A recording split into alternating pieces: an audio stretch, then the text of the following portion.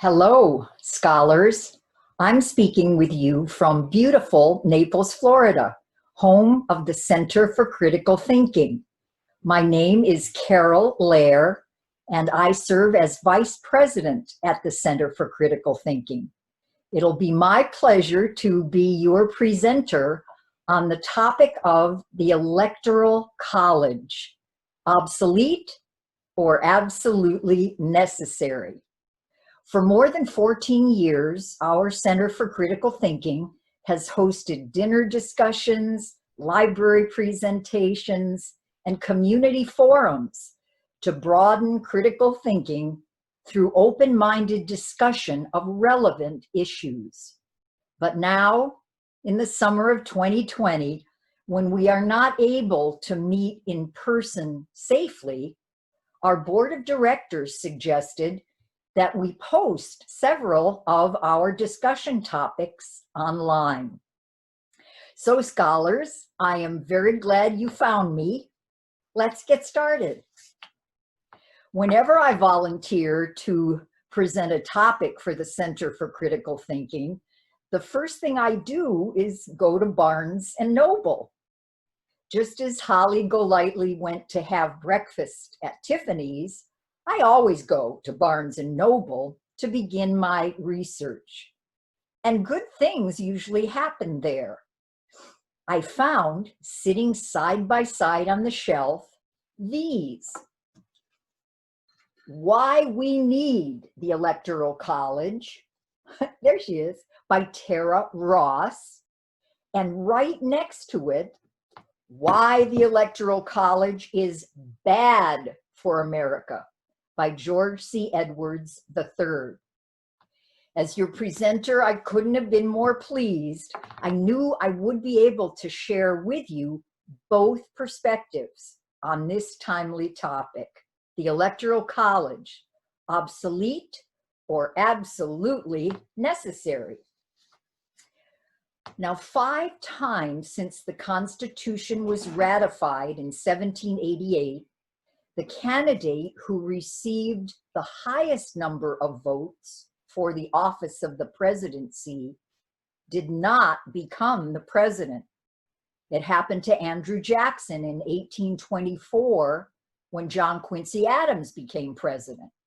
It happened to Samuel Tilden in 1876 when the presidency went to Rutherford B. Hayes.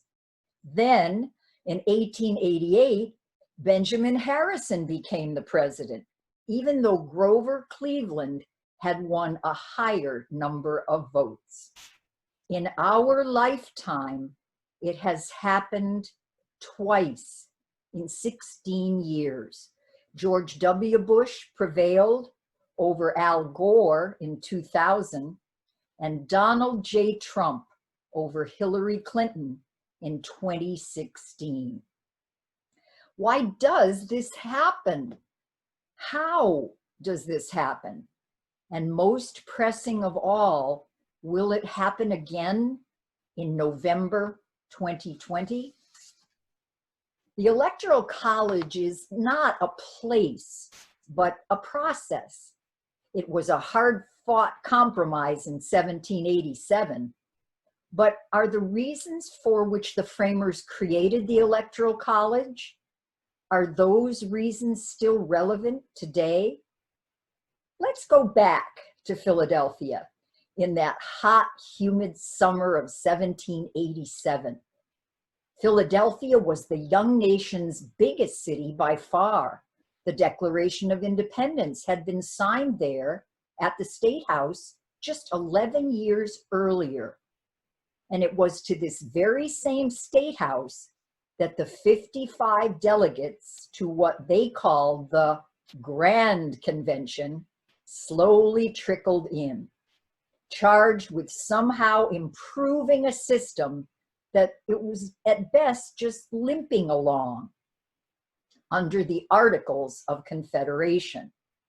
In those first 11 years as a nation, the United States did not have any chief executive.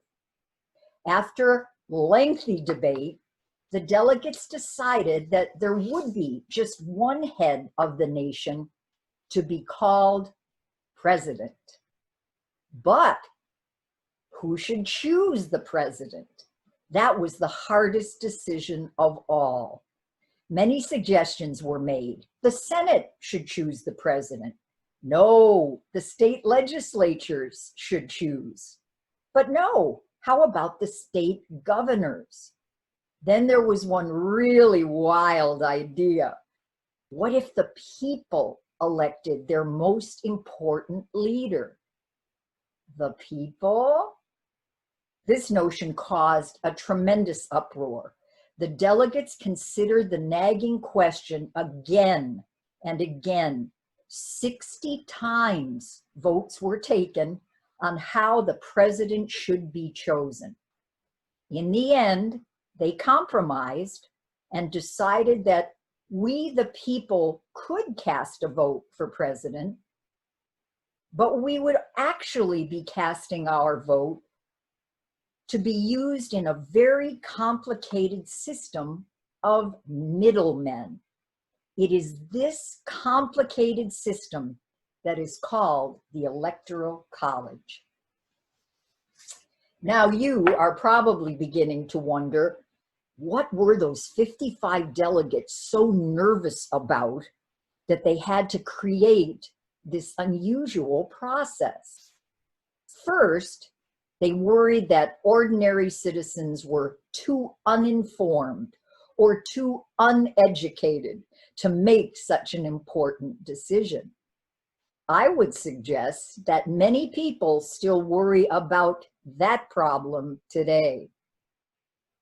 Second, they worried that states with larger populations would have undue influence in the choice of president.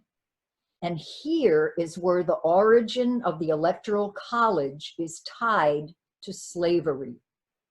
The bulk of the new nation's citizenry resided in cities like Philadelphia and Boston in the north, leaving the South sparsely populated by farmers, plantation owners, and of course, enslaved laborers. At that time, a full 40% of the South's population was enslaved. And so the compromise was reached by the framers that each slave would be counted as 3/5 of a person when it came to establishing congressional districts. This had the effect, of course, of running up the number of Electoral College votes that Southern states had. But of course, those enslaved people could not vote. Counted, yes, but nothing more. A third issue they had to resolve was to find a way to satisfy those delegates who advocated for electing the president by popular vote and those who argued for letting the Congress make the choice.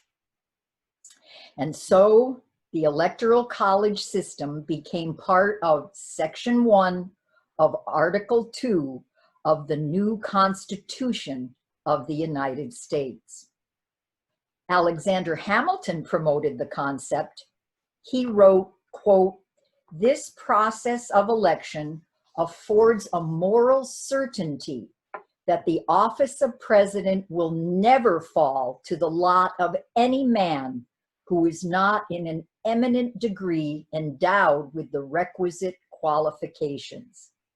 It will not be too strong to say," Hamilton went on, "that there will be a constant probability of seeing the presidency filled by characters preeminent for ability and virtue." The framers were particularly afraid of the people choosing a demagogue.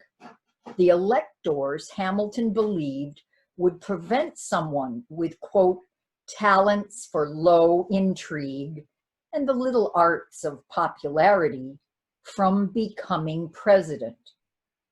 And they would combat, quote, "the desire in foreign powers to gain an improper ascendant in our councils. The electors would prevent America's adversaries from meddling in our elections.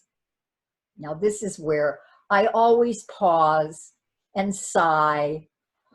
Oh, Alexander. My husband Robert and I were visiting friends in Lower Manhattan in the fall of 2019.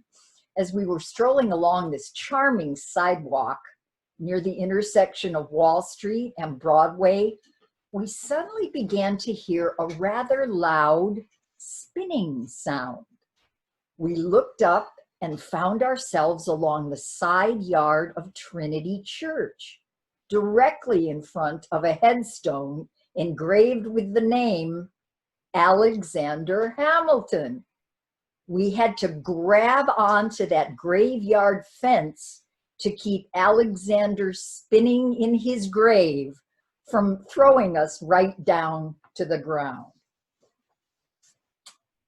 Now that we know why Alexander and the framers devised the Electoral College process, let's take a look at how it works. Every 4 years in November, Americans cast a vote for a candidate for president. But those votes don't directly determine who wins. The Electoral College system does that. And who actually participates in the Electoral College? Currently, there are 538 people who have that responsibility. They are called electors. To become president of the United States, a candidate must receive a majority of the possible 538 electors' votes, what I call the magic number, 270. This is the number I hope you will memorize and carry with you from this day forward. What is that magic number? 270. Now, how does a candidate get to that magic number and become the president of the United States? Let's do the math. Each one of the 50 states and the District of Columbia has a certain number of electors. First, every state starts with 2 electors, 1 for each United States senator that it has. Second, each state has additional electors based on the number of representatives it has in the House of Representatives. For example, our state, Florida, has 2 senators and 27 representatives. So we have a total of 27 plus 2. We have 29 electors. We have 29 out of that total 538. Montana has 2 senators, and because of its small population, it has only 1 member in the House of Representatives. So its total is 2 plus 1. It has a total of 3 electors. And a big state like California has its 2 senators and 53 congressional representatives. So California has 55 electors. When we add up the number of electors from all the states, the total comes to 538. To secure the presidency, a candidate must win a simple majority of the 538, the magic number, 270. Although the Constitution refers to electors, neither the phrase Electoral College nor any other name is used to describe the electors collectively in the Constitution. It was not until the early 19th century that the term Electoral College came into general usage. It was first written into federal law in 1845.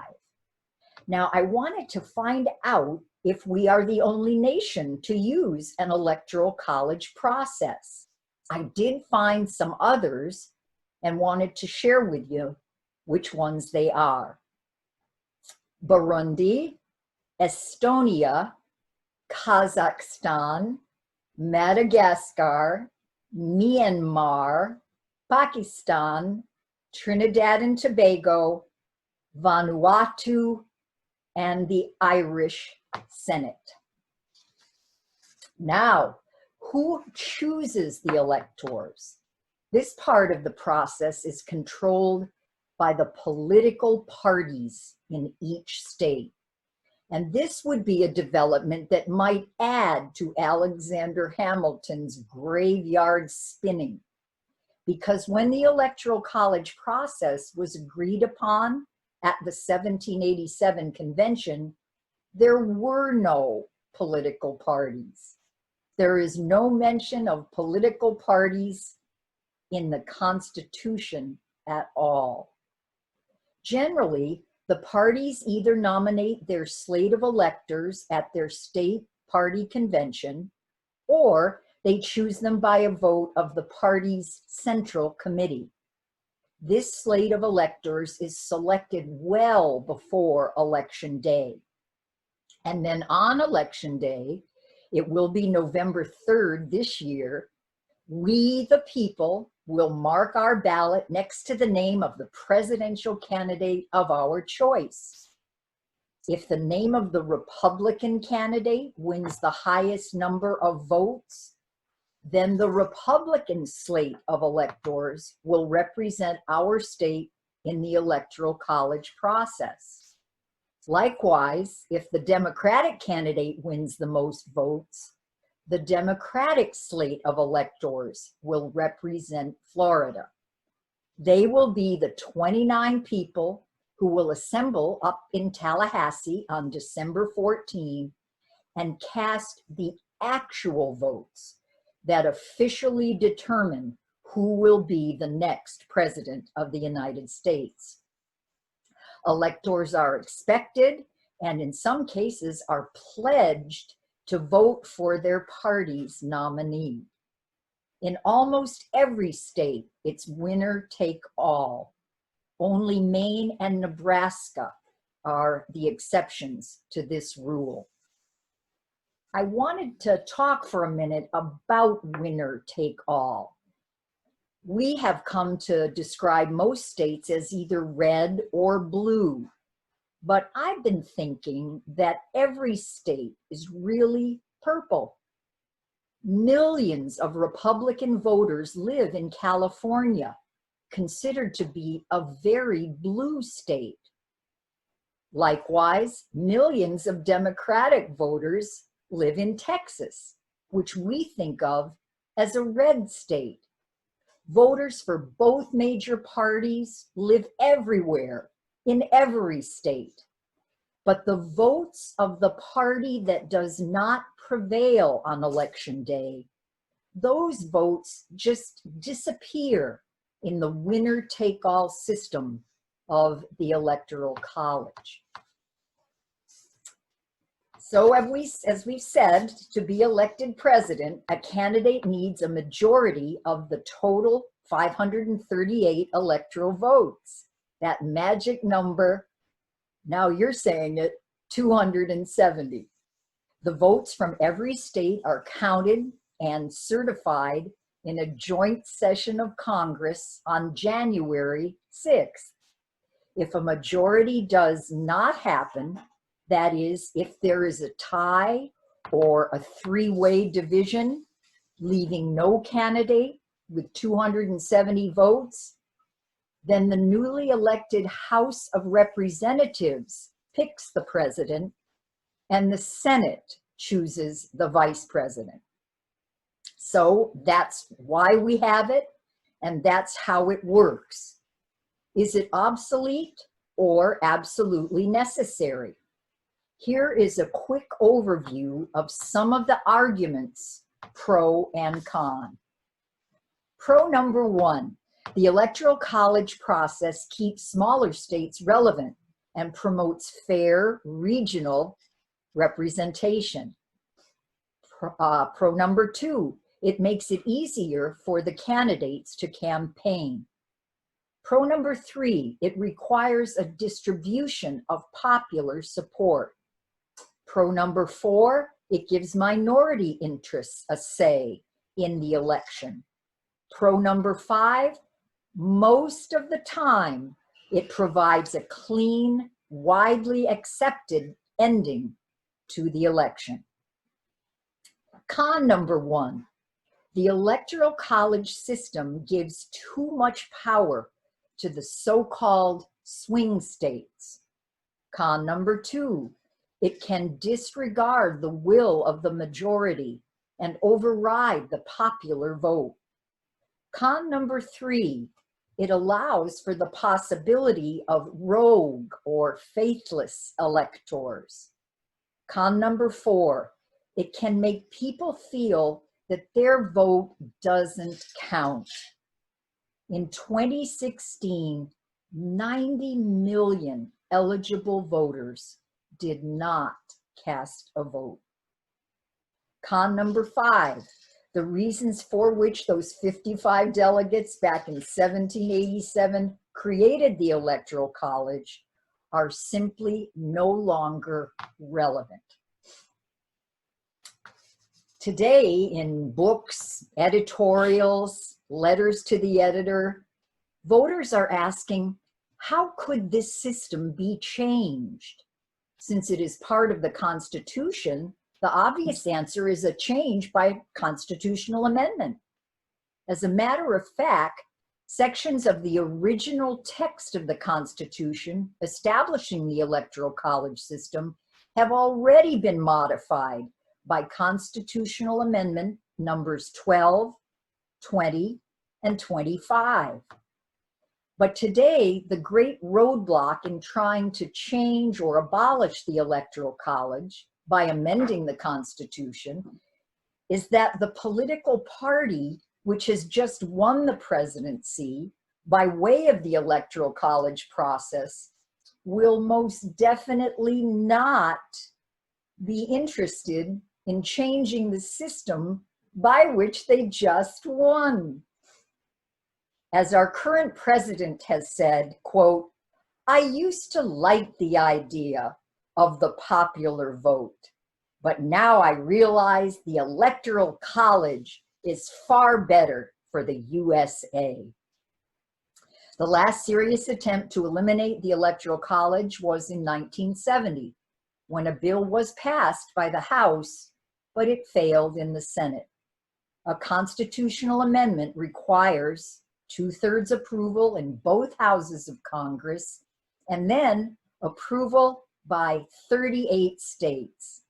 Despite more than 700 proposals for amendments to reform or abolish the Electoral College, by far the most of any provision in the Constitution, it has remained. Another idea that is currently moving forward is the National Popular Vote Interstate Compact. States that join this compact agree to cast their Electoral College votes for the presidential candidate who wins the most votes nationwide, not necessarily the candidate who carries their state.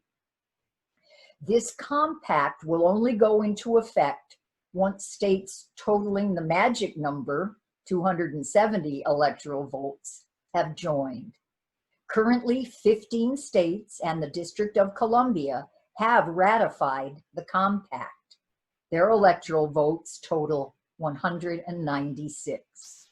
Supporters of this effort believe that if every vote counts, more people will get involved and candidates will have to campaign throughout the nation, not just in the 7 or 8 battleground states.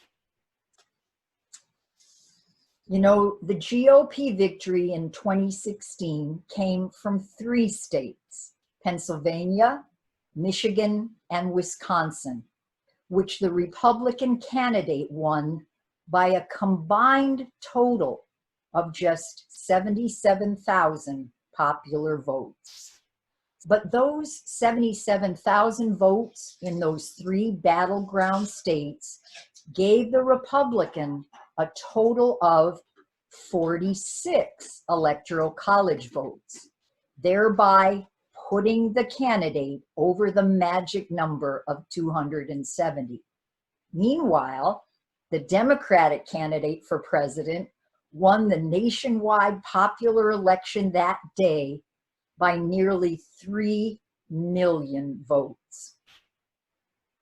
I want to leave you with a quote from Yale professor Timothy Snyder. He observes, quote, "In most democracies, it would be unthinkable that a candidate who received millions more votes than her rival would lose." Now, scholars, I'm going to ask you to continue to research and learn all you can about our Electoral College system. Remember the magic number, 270, and watch for it as it adds up on election night, November 3rd. Even though we can't have a live question and answer session now, I would love to get your thoughts and comments. You can send them to me, Carol Lair, by going to our website, centerforcriticalthinking.com in Naples, Florida. Just click on the contact button at the top of our homepage, leave me your message, and I'll get back to you.